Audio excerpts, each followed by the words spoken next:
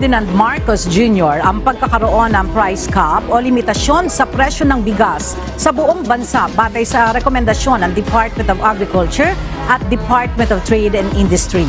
Sa ilalim ng Executive Order No. 39 na ipinalabas matapos ang sectoral meeting sa Malacanang, itinakda sa hanggang 41 pesos kada kilo ang pinakamataas na presyo ng regular milled rice habang 45 pesos per kilo naman sa well-milled rice. Ginawa ng Pangulo ang hakbang kasunod ng patuloy na pagtaas ng presyo ng bigas sa mga pamilihan at ng mga napapaulat na manipulasyon sa presyo at pag-iipit sa supply nito.